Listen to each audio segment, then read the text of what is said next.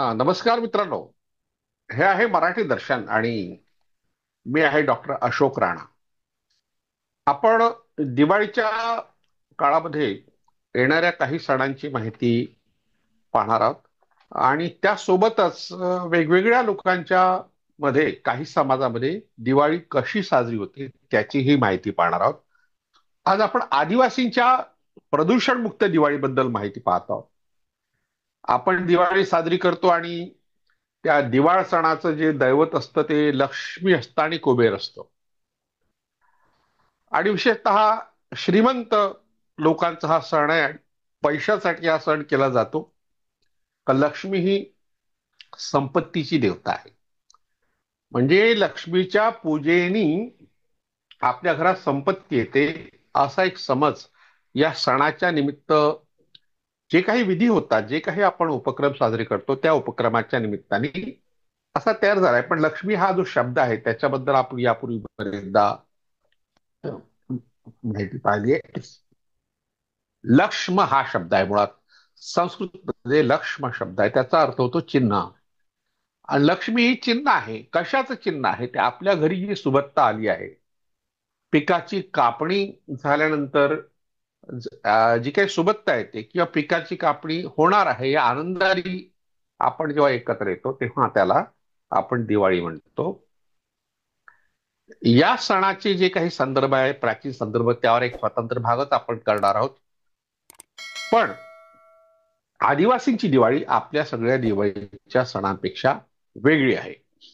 म्हणजे चकल्या, अनारसे, करंजा हे ठरलेले जे काही पदार्थ आहेत, बहुजन समाजामध्ये विशेषतः नागरी समाजामध्ये जे काही सण होतात दिवाळीच्या निमित्ताने काही पक्वान्न तयार होतात, त्या कोणत्याही पक्वान्नांचा समावेश आदिवासींच्या या दिवाळीत नाहीये. आणि महत्वाचं म्हणजे ज्या लक्ष्मीचं पूजन आपण करतो तिलाही या आदिवासींच्या दिवाळीमध्ये काहीही स्थान नाही. आणि त्याही पेक्षा महत्वाची गोष्ट, दिवाळी म्हटलं की फटाके असं एक समीकरण झालं आहे. तर फटाक्याशिवाय म्हणजे कोणत्याही प्रकारची जी काही आपण देखावा करतो, रोषणाई करतो आणि फटाके फोडतो, ते फटाके सुद्धा आदिवासी फोडत नाही. आदिवासी हे जंगलात राहतात, अरण्यात राहतात, डोंगरदऱ्यात राहतात. त्यामुळे तिथला निसर्ग जो आहे तेच त्यांचं दैवत आहे. तर त्याबद्दलची माहिती आपण पाहू. आदिवासी समाज जो आहे तो अनेक गटामध्ये विभागला आहे आणि म्हणून त्यांच्या पद्धती थोड्या वेगळ्या सुद्धा आहे. सगळीकडे सारख्या पद्धती नाही आहे. डोंगरात राहणाऱ्या आदिवासींच्या वेगळ्या परंपरा, अरण्यात राहणाऱ्या आदिवासींच्या वेगळ्या परंपरा आहेत. गावगाड्यात आदिवासींचा समावेश होत नसल्यामुळे गावगाड्यातील कोणत्याही परंपरा आदिवासीमध्ये नाही. तर महाराष्ट्रात आदिवासींच्या ज्या काही जमाती आहे त्याची नोंद केली गेली आहे. त्यात भिल्ल, टोकरे कोळी, माडिया गोंड, कोळी महादेव इत्यादी प्रमुख जमाती आहेत. पावरा, ठाकर, वारली ह्या आदिवासी जमाती आहेत. यवतमाळ जिल्ह्यामध्ये विशेषतः कोलाम ही इतर ठिकाणी न आढळणारी जमात यवतमाळ जिल्ह्यात मोठ्या प्रमाणात आहे. कातकरी हे रायगड आणि ठाणे जिल्ह्यात आहेत. माडिया गोंड ही गोंडांमधली वेगळी एक जमात आहे, ती गडचिरोली जिल्ह्यात आहे. अशा तऱ्हेने ह्या केंद्र सरकारने ज्या आदिम जमातीची नोंद केली आहे त्याची माहिती आपण या ठिकाणी पाहिली. अशा अनुसूचित केलेल्या 3 जमाती आहेत. राज्यात एकूण 36 जिल्हे आहेत आणि आदिवासींची संख्या मोठ्या प्रमाणात धुळे, नंदुरबार, पालघर, अहमदनगर मधलं अकोले गाव, आता अहमदनगरला आपण अहिल्यानगर म्हणतो, त्या त्या ठिकाणी अकोले तालुका जो आहे तो आदिवासी बहुल आहे आणि महादेव कोळी त्या ठिकाणी आहेत. पुणे, नाशिक आणि ठाणे हा सह्याद्रीचा जो प्रदेश आहे, चंद्रपूर, गडचिरोली, भंडारा, गोंदिया, नागपूर, अमरावती आणि यवतमाळ हा गोंडवन प्रदेश मानला जातो. या ठिकाणी वेगवेगळ्या आदिवासींच्या जमाती आहेत. प्रामुख्याने कोरकू जे आहेत ते आपल्याला आढळतात ते अमरावती जिल्ह्यामध्ये. आणि गोंड आणि परधान ही कोलाम ही ही जी जमात आहे ती प्रामुख्याने बंजारा, आणि बंजारा हे भटक्या जमातीमधले, ते यवतमाळ जिल्ह्यात आहेत. तर अशा तऱ्हेने ज्या ठिकाणी मोठ्या प्रमाणात जंगल आहे, असा वनाच्छादित प्रदेश आहे, त्या ठिकाणी आपल्याला आदिवासी दिसतात. तर त्यांचे जे भौगोलिक प्रदेश आहेत त्यानुसार त्यांचे काही भेद झाले आहेत, त्यांच्या प्रथा परंपरा वेगळ्या तयार झाल्या आहेत आणि त्यांच्या भाषा सुद्धा वेगळ्या आहेत. परंतु त्यांच्या सणांमध्ये जेवढे सण त्यांचे आहे किंवा त्यांची जी दैवत आहे त्यामध्ये महत्वाची एक समान गोष्ट आहे, ती म्हणजे निसर्ग. निसर्ग त्यांचं दैवत आहे आणि निसर्गाविषयी त्यांची जवळीक. त्यांचे बरेचसे सण हे निसर्गाशी संबंधितच आहेत. पण दिवाळी सुद्धा निसर्ग पूजेला प्राधान्य देणारी. तिचं स्वरूप कसं आहे ते आता आपण पाहू. या शीर्षकाचा एक लेख 2-3 वर्षापूर्वी साधारणतः साप्ताहिक चित्रलेखांमध्ये आला होता. 2022 मध्ये चित्रलेखा हे साप्ताहिक बंद पडलं 22-23च्या दरम्यान. तर 22 मध्ये हा लेख आला होता. त्या लेखातली ही माहिती आहे. तर आदिवासी जे दिवाळी साजरी करतात तिचं एक नाव गाव दिवाळी. गाव दिवाळी हा शब्द आपल्याला शहरी भागात आढळणार नाही, पण आदिवासींमध्ये गाव दिवाळी आहे आणि गाव दिवाळीचा आनंद तो मनसोक्त आनंद लुटणं. आदिवासी एकमेकांना आनंद देतात, आनंद लुटतात. समूह जीवन हे आदिवासींचं एक वैशिष्ट्य असतं. त्यात द्वेष भावना नसते, प्रेम असतं, जिव्हाळा असतो, आपुलकी असते. शहरामध्ये मात्र श्रीमंतीचं प्रदर्शन करणं हे दिवाळीचं एक लक्षण मानलं गेलं आहे. त्यामुळे परस्परांमधला जो जिव्हाळा आहे तो संपत आलेला आहे. फटाके फोडून आपण प्रदूषण तयार करतो आणि त्यातून अनेक रोगांना निमंत्रण देतो. लहान मुलं आजारी किंवा दमेकरी किंवा स्त्रिया, गर्भवती किंवा बाळंत, या सगळ्यांनाच या फटाक्यांचा त्रास होतो त्या प्रदूषणाचा. पण आपण त्याची मुळीच पर्वा करत नाही. आपण तो आपल्या संस्कृतीचा भाग मानतो. हे आपलं दुर्दैव आहे. तर नंदुरबार जिल्ह्यात पावरा, धुळे आणि नंदुरबार जिल्ह्यात ही जमात आहे. तिथे भिल्ल आदिवासीमध्ये सुद्धा गाव दिवाळी साजरी केली जाते. या दिवाळीचा हेतू वेगळा आहे. तर गावावरील येणारी आपली आपत्ती टळावी यासाठी दिवाळी साजरी करतात. म्हणजे केवळ एखाद्या व्यक्तीवर आपत्ती आली आणि त्या आपत्तीसाठी मग त्यांनी लोकांना मागणी करावी अशी वेळ येऊ नये, अख्ख्या गावावरच आपत्ती येऊ नये यासाठी दिवाळी साजरी करतात आणि त्यासाठी ते निसर्गाची पूजा करतात. सातपुड्याच्या पर्वतरांगामधील डाब हे जे गाव आहे, हे आदिवासी संस्कृतीचं उगम स्थान मानलं जातं. राजा पांठा, गांडा ठाकूर, याहामोगी, पांडोरी माता ही या परिसरातील आदिवासींची आराध्य दैवत होत. या दैवताशी निगडीत आदिवासींचे होळी आणि दिवाळी हे प्रमुख सण आहेत. या दोनच सणांना आदिवासींमध्ये महत्वाचं स्थान आहे. गाव दिवाळीचा सण आदिवासींचे आद्य पुरुष राजा पांठा आणि गांडा ठाकूर यांच्यामुळे डाब गावात सुरू झाला असं आदिवासी मानतात. हे नंदुरबार जिल्ह्यातलं गाव आहे. हे दोन महापुरुष आपल्या राज्याचा फेरफटका मारित असता जे फेरफटका मारायला गेले तेव्हा ज्या गावात ते मुक्काम करीत तिथे आनंदोत्सव साजरा केला जात असे, त्यालाच गाव दिवाळी म्हणतात. म्हणजे आपले नेते आपल्या गावात आले ती दिवाळी. म्हणजे साधू संत येती घरा तोची दिवाळी दसरा असं संतांनी म्हटलंय. अगदी तीच वृत्ती आदिवासीमध्ये दिसून पडते. आदिवासी जमातीमध्ये पूर्वी नरबळीची प्रथा होती. अगदी माणसं मारली जायची. एकदा हे दोघे एका गावात मुक्कामी असताना त्यांच्या उपस्थितीत नरबळी दिला जात होता. तेव्हा आम्हाला हा मान द्यावा, म्हणजेच आमचा बळी द्यावा अशी विनंती दोघांनी केली. तुम्ही जर इतर कुणाला मारत असाल तर आम्हाला मारा, म्हणजे आमच्या मारण्यामुळे तुम्हाला काही फायदा होत असेल तर मारायला हरकत नाही, अशा प्रकारची विनंती दोघांनी केली. आणि त्यामुळे मग लोकांना वाटलं की आपण चुकीचं काहीतरी करतोय. आपले नेते अशा तऱ्हेने या प्रथेच्या विरोधात आहे, तेव्हा आपण हे करू नये. आणि मग पुढे नरबळीची प्रथा बंद झाली आणि जी वृद्ध व्यक्तींना त्या ठिकाणी बळी दिलं जाणार होतं ती वाचली आणि पुढे नर बळी ऐवजी रेड्यांचा बळी द्यावा असं फरमान त्यांनी काढलं, त्या राजांनी काढलं. गाव दिवाळीचं स्वरूप कालांतराने बदललं. नंदुरबार जिल्ह्यातील अक्राणी तालुक्यात असलेलं अस्तंबा हे सातपुड्याच्या कुशीत असलेलं समुद्र सपाटीपासून 4000 फूट उंचीवरील ठिकाण अश्वत्थामा ऋषीचा डोंगर या नावाने ओळखलं जातं. हे आदिवासी लोकांचं अतिशय महत्वाचं श्रद्धास्थान आहे. ते मध्य प्रदेश, गुजरात व महाराष्ट्र या तीनही राज्यांच्या सीमेवर असलेलं आहे. धनत्रयोदशी ते भाऊबीज या काळात तेथे मोठी जत्रा भरते. यावेळी हजारो भाविक या ठिकाणी दर्शनाला येतात. येथील यात्रेचा समारोप लक्ष्मीपूजनाच्या रात्री होतो. म्हणजे दिवस सारखेच आहेत, फक्त प्रथा वेगळ्या आहेत. यावेळी हजारो भाविक या ठिकाणी दर्शनाला येतात. त्यानंतर या डोंगराच्या पायथ्याशी याच दिवशी गाव दिवाळीचा सोहळा साजरा होतो. त्यानंतर सलग 4 महिने हा उत्सव विविध गावांमध्ये साजरा होतो. म्हणजे हा निवळ 5 दिवसाचा सण नाही, तर 4 महिने हा सण साजरा होतो. या उत्सवात करमणुकीचे अनेक कार्यक्रम होतात. ज्या गावात गावदिवाळी असते त्या गावातील मुली आपल्या माहेरी येतात. त्याचबरोबर गावातील लोकांचे आसपासचे नातेवाईक सुद्धा या सोहळ्यात सहभागी होतात. सारे जण नवीन कपडे यावेळी धारण करतात. दिवाळीचा देव गावाबाहेर असलेल्या झाडाझुडुपातच असतो. म्हणजे लक्ष्मी वगैरे घरात किती आणत नाहीत. त्यांच्याच गावाच्या बाहेर असतो.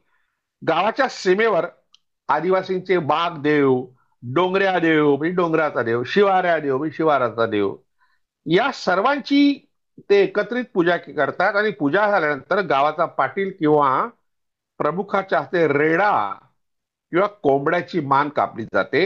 देवाला ती अर्पण करून उरलेले मांस हे गावात प्रसाद म्हणून वाटले जाते. गावातील नागरिकांच्या मनोरंजनासाठी नाना प्रकारची सोंगे घेणारे कलावंत आपली कला सादर करतात. रात्रभर आदिवासी गीत, नृत्य आणि आदिवासी संस्कृतीवर आधारित नाटकं सुद्धा सादर केली जातात. यासाठी बाहेर गाव येणाऱ्या कलावंतांचा खर्च गावातील लोक वर्गणी गोळा करून करतात. आता ही नंदुरबार जिल्ह्यातली दिवाळी आहे, अगदी वेगळी आहे. आणि मेळघाट, अमरावती जिल्ह्यातला जो मेळघाट तालुका आहे, त्या तालुक्यामध्ये जे कोरकू लोक राहतात, ते वेगळ्या तऱ्हेने दिवाळी साजरी करतात. आणि तेव्हा तिथे घुगरू बाजार भरतो. कोरकू आणि गोंड ह्या तिथल्या प्रमुख आदिवासी जमाती आहेत. आणि अतिशय प्रसिद्ध हे पर्यटन स्थळ आहे. विशेषतः चिखलदरा हे नाव आपल्याला माहित असेल. इथले जे गोंड, ठाट्या म्हणतात त्यांना, त्या जमातीचे लोक लक्ष्मी पूजनानंतरच्या दुसऱ्या दिवशी समूहाने, लक्ष्मी पूजनाच्या दिवशी ते दिवाळी साजरी करीत नाहीत, तर दुसऱ्या दिवशी समूहाने बाजारात पारंपरिक वेश धारण करून आणि घुंगरू पायात घालून नृत्य करतात. दिवाळीच्या काळात मेळघाटातील गावागावात भरणाऱ्या बाजार हाटांनाच जे बाजार भरतात त्याला घुंगरू बाजार म्हणतात. या बाजारामध्ये घुंगरूचा नाद निनादच असल्यामुळे त्याला हे नाव प्राप्त झालं. वर्षभर भरणाऱ्या बाजारात हे दृश्य पाहायला मिळत नाही. इतर वेळेस नाही, दिवाळीच्या काळात तो भरतो. यावेळी बाजारातील व्यापाऱ्यांकडून नृत्य करणाऱ्यांना भेटवस्तू दिल्या जातात. आदिवासींना आपलं जीवन अतिशय प्रतिकूल अवस्थेत जगावं लागतं. घनदाट अरण्य आणि वन्य श्वापदांचं संकट अशा कचाट्यात सापडलेला आदिवासी आपला आनंद निसर्गातील अनुकूल घटकांमध्ये शोधतो. त्याचप्रमाणे प्रतिकूल घटकांना अनुकूल करण्याचाही प्रयत्न करतो. त्याच्या केंद्रस्थानी केवळ अरण्यच असतं. या पार्श्वभूमीवर ढोल, बासरी आणि घुंगराची किणकिण यांच्यामुळे त्यांची दिवाळी साजरी होते. त्यासाठी त्यांना कृत्रिम आणि कानठळ्या बसवणाऱ्या फटाक्यांची आवाजाची गरज नसते. पांढरं धोतर व त्यावर पांढरा सदरा, डोक्यावर रंगीत पगडी आणि पगडीवर पक्ष्यांच्या रंगीत पिसांची तुरे, तसंच अंगात चढवलेला कोट असा त्या नृत्य करणाऱ्या आदिवासींचा पेहराव असतो. दोन्ही हातांना शंखांची मोठी माळ आणि हातात साधारणपणे 3 फूट लांब बासरी, गळ्यात लटकवलेली ढोलकी, तसंच पायाला घुंगराच्या तोड्या अशा पारंपरिक वेशभूषेत असणारे हे आदिवासी शिस्तबद्ध रीतीने या समूहाने नृत्य करतात. आदिवासींच्या नृत्याचं वैशिष्ट्य त्यात एक लय तर असते, नादही असतो, पण महत्वाची गोष्ट म्हणजे शिस्त असते. घुंगरू बाजारात असे 10-12 समूह नृत्यमग्न असताना त्यांच्यापैकी 2-3 आदिवासी हातात झोळी घेऊन बाजारात व्यापाऱ्यांकडे दिवाळीची भेटवस्तू मागत असतात. भाजीपाला विकणारा आपल्या जवळची भाजी देतो. बांगड्याच्या दुकानातून बांगड्या, सौंदर्य प्रसाधनाच्या दुकानातून बिंदी, अंगठी, तसंच इतर दुकानातून जीवनावश्यक वस्तू त्यांना दिल्या जातात. मेळघाटातील धारणीपासून सुरू होणारा हा बाजार हरिसालच्या आठवडी बाजारापर्यंत चालू असतो. त्याचप्रमाणे मेळघाटातील कळमखार, बिजुधावडी, टिंटंबा, देठ तलई, बैरागड, सेमाडोह, हरिसाल, काटकुंभ, चुरणी, हत्रू, इतर इत्यादी दुर्गम गावामध्येही हा घुंगरू बाजार आयोजित केला असतो. ही जी गावं आहेत ती कुपोषणासाठी खूप प्रसिद्ध आहेत, पण आदिवासी या भागात मात्र हा सण अशा तऱ्हेने एकत्र येऊन साजरा करतात. घुंगरू बाजार तिथे भरतो. आसपासचे आदिवासी बांधव सुद्धा या बाजारात आनंद लुटण्याकरता सहभागी होतात. आपल्याकडे दिवाळी म्हटलं की पुरणपोळी आणि फटाके. पण इथे कुठे पुरणपोळी, इथे कुठे फटाके. लोकांकडे पैसाच नसतो आणि फटाक्यांची गरजच नाही, कारण निसर्गच इतका आनंद आपल्याला देतो की कृत्रिम आनंदाची आपल्याला गरज नसते. ठाणे आणि पालघर हे कोकणातील आदिवासी जिल्हे. येथील वारली, कोकणा, महादेव कोळी, मल्हार कोळी, कातकरी, ठाकर, व क ठाकर आणि म ठाकर हे दोन भाग आहेत. या जमातीमध्ये दिवाळीचा पहिला दिवस म्हणून वसुबारस साजरी करतात. यावेळी आपल्या कुलदैवतांची पूजा करून पारंपरिक तारपा नृत्य सादर करतात. आदिवासी जमातींमध्ये वाघ बारस या नावाने हा सण साजरा होता. आपण ज्याला गोवत्स बारस म्हणतो त्याला ते वाघ बारस म्हणतात. या दिवशी आपल्या घरात गायीचा प्रवेश होणे म्हणजे लक्ष्मी घरात येणे होय अशी त्यांची श्रद्धा असते. म्हणजे गायीबद्दल त्यांच्या मनात आदराची भावना आहे, नाही असं नाही. शहरातील दिवाळीप्रमाणे दिव्यांची आरास आदिवासी करीत नाहीत किंवा ते तेलकट पदार्थही खात नाही. शेणा मातीपासून एक दिवा करून तो घरासमोर तसेच दाराच्या भिंतीसमोर लावतात, भिंतीवर लावतात. त्यात रानफळापासून केलेली पणती ठेवून ती मध्ये ते वात पेटवतात. घरात शिरताना गायीच्या खुरांनी शेणाच्या दिव्याला स्पर्श झाला की ते शुभ मानलं जातं. स्वयंपाकासाठी पुरणपोळी करण्याची प्रथा आदिवासीमध्ये नाही. रानभाज्या आणि तांदळापासून बनवलेले पदार्थ या दिवशी ते खातात. कंदमुळं आणि शेंगांपासून बनवलेल्या या पदार्थांना काक डोळ्या या नावाने संबोधलं जातं. हिरवा देव आणि वाघोबा देव ही त्यांची दैवत आहेत. यांच्यासोबतच घरात आलेल्या धान्याचीही पूजा या सणात केली जाते, कारण कापणी झाली असते बरीचदा धान्याची. नागपंचमीला आदिवासी शिकण्यास सुरुवात करतात. त्यांचं शिक्षण जे सुरू होतं, जे काही त्यांच्या पारंपरिक प्रथा परंपरा असतील किंवा काही मंत्र असतील, काही विधी असेल, भगत शिकवतो ते नागपंचमी. नाग हा त्यांचं एक दैवत आहे आणि तिची पूर्तता जी होते शिक्षणाची ती वाघ बारसाला होते. नाग आणि वाघ ह्या ह्या दोन कुलचिन्ह वाचक दैवतांची पूजा ते करतात. मी यापूर्वी उल्लेख केला होता की आताचा जो पालघर जिल्हा आहे तिथे मुरबाड गावाचं जे अतिशय महत्वाचं गाव आहे, त्या गावाला लागून एक देवराई आहे. देवराईच्या पलीकडे डोंगरात वाघदेव आहे.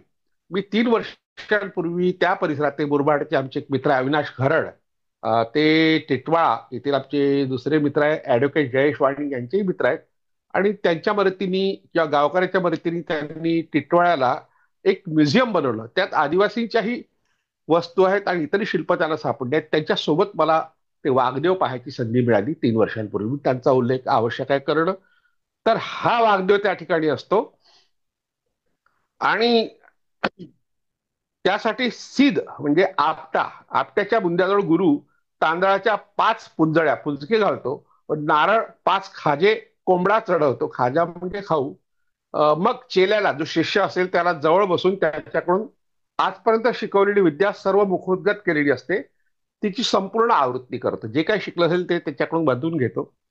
चुकीची दुरुस्ती करतो, काही चुका असेल तर त्याही दुरुस्त करतो. कोंबडं मारून त्याचे रक्त चेल्याच्या कपाळाला लावतो. वेगळीच पद्धत आहे गुरु आणि शिष्यामधल्या ह्या देवाणघेवाणीची आणि आदराची. त्याला टिळा देणे असं म्हणतात. उजव्या हाताला त्याच रक्ताचा गरका देतो. तेथे आलेले काही लोक या विधी कार्याचा स्वयंपाक करतात आणि मग हे कोंबडं मारलेले जेवण करतात. नंतर घरी येतात. घरी वाघदेवाचे कोंबडे शिजून तयार असते. त्यातील थोडा प्रसाद म्हणून ते इतरांबरोबर खातात. त्या या दिवशी गुराख्याला उपवास करावा लागतो. गुराखी मात्र काही खात नाही. अशी वाघ बारस या आदिवासींच्या सणांची माहिती गंजा आवारी यांनी वाघ बारस आणि गोत्सदाशी कोकणात त्यांनी कंसात म्हटलंय आणि सर्व पित्री ह्या आदिवासींचे सणोत्सव या पुस्तकात दिलेली आहे. ते पुढे असं सांगतात, त्यांच्या शब्दात आपण पाहू. वाघदेवाचे कोंबडे मारून आणल्यानंतर काही मुलं न जेवताच परगावी जाऊन तांदूळ आणि दूध मागून आणतात. त्यासाठी मखमालीच्या म्हणजे झेंडूच्या फुलाच्या माळा घालतात. कानाला व टोपीलाही फुले खोसतात आणि वाघ्याची भाय रे दूध भात खाय रे असं प्रत्येक घरी घरासमोर जाऊन ओरडून तांदूळ जमवतात. बरोबर तांब्या घेतला असतो. ज्या घरी वासरू बांधलेलं दिसेल त्या घरी दूध मागतात. त्यासाठी वाघ्याची भायरे दूध भात खायरे वासरू असल्या तांब्याला आसरा, घरी 2 वासरा वासरे अशी त्या मालकाला सूचना देतात. तेथे थोडेफार दूध मिळतं. ते दूध आणि तांदूळ घेऊन गावी येऊन जेवण करतात. असं 4-2 गावाचे आणलेले तांदूळ संध्याकाळी गावाबाहेर शिजवतात. त्यात मागून आणलेले दूधही घालतात. त्यातलं थोडं दूध शिल्लक ठेवून त्यात इतर गावाहून आणलेल्या तांदळातच त्या गावातून घरोघरी मागितलेला तांदूळ असतो, हा दूध भाताचा नैवेद्य लोकांना वाटायचा असतो. मग 3 दगड आणतात. त्यापैकी एकावर शेंद्राने वाघाचं, दुसऱ्यावर नागलीच्या पिठानं गायीचं चित्र काढतात. मग 3 गुराखी बोलून कोळी जातीच्या गुराख्याजवळ वाघाचं, वारल्याजवळ वारली जी आहेत वारल्याजवळ भालूचं, कोकणा ही आदिवासी जमात आहे, यांच्याजवळ गायीचं चित्र असलेले दगड घेऊन ज्या क्रमाने ते दिले त्या क्रमाने ते रानात नेऊन ठेवतात. नंतर त्यांना स्नान करून परत येण्यास सांगतात. मात्र तिकडून येताना त्यांनी उलट्या क्रमाने यावायचं असतं. ते येईपर्यंत गावातील लोक गावाच्या विषयीतील घरातील कुटीर शाकारलेलं जुनं गवत असेल व इतर गवत आणून पेटवतात. त्यातून उडी मारून तेथे असलेल्या लोकांतील उत्साही मंडळी चालत जातात. म्हणजे अशी आगीतून चालण्याची प्रथा आदिवासीमध्ये इतरही जमातीमध्ये आहे, इतरही जातीमध्ये. हा कार्यक्रम आटोपल्यावर स्नान करून आलेल्या गुराख्यांना अंगावर कपडा टाकून झाकून ठेवून दूध भाताचा प्रसाद इतरांनी खाल्ल्यावर गवताच्या जाळलेल्या राखेची मसेरी गायीच्या रस्त्यावर, मसेरी म्हणजे राख, तर रस्त्यावर पसरून ठेवतात. तेथे गायी आणतात. त्यांच्यावर मागून आणलेलं शिल्लक ठेवलेलं दूध झेंडूच्या फुलांनी शिंपडतात. मग त्या झाकून ठेवलेल्या गुराख्यांना कोणी शहाणा माणूस अनुक्रमे वाघ, भालू व गायवाल्याला विचारतात. काय विचारतात ते पहा. वाघाला म्हणतात, वाघोबा, हे रान सोडून जाशील की नाही? तर उत्तर देतो, जाईन. भालूला म्हणतो, भालूबाई, हे रान सोडून जाशील की नाही? ती उत्तर देते, जाईन. गाईला म्हणते, गाई गाई, हे रान चरून येशील की नाही? गाईला मात्र जा म्हणत नाही, ये म्हणते. ती म्हणते, मी येईन. असा एक एक प्रश्न 5-5 वेळा विचारायचा. त्यांची उत्तरे 5-5 वेळा मिळवायची. मग तो नैवेद्य त्यांना प्रथम देऊन नंतर इतरांनी तो घ्यावयाचा. हा 12 घराचा प्रसाद विशेष पवित्र मानला जातो. पण तो कुत्र्यांना घालीत नसतात, कारण तो कुत्र्याने खाल्ला तर त्याला वाघ निश्चित पकडेल, अशी एक समजूत आहे. यवतमाळ जिल्ह्यात कोलाम आदिवासी विशिष्ट ठिकाणी आहेत. तर या आदिवासीच्या दिवाळीच्या दरम्यान दंडार हे त्यांचं एक पारंपरिक नृत्य गावोगावी सादर करतात. स्त्रियांच्या वेशात, डोक्याला गंगावन आणि त्यात खोवलेली फुलं, डोळ्यावर गॉगल आणि पायात घुंगरू बांधून पुरुष कोलाम पोडासावर किंवा ग्रामदेवतापुढे डफडे आणि ढोलकीच्या नादात नाचतात. दिवस रात्रभर त्यांचं हे नृत्य चालू असतं. त्यांचं दैवत लक्ष्मी नसून हिडिंबा माता आहे. जी हिडिंबा आपल्या भीमाची पत्नी म्हणून महाभारतात सांगितली जाते. ही जी कुलूची ग्रामदेवता आहे, कुलू हे हिमाचल प्रदेशातलं जे महत्वाचं गाव आहे कुलू मनाली, तर ती हिडिंबा माता कोलामांची मातृदेवता आहे. आता गोवारी लोक आणखी वेगळी एक जमात आहे, विदर्भात आहे प्रामुख्याने. तर ते सुद्धा त्यांचं जे आदिवासी लोकांचं जे दैवत आहे ते ढाल आहे.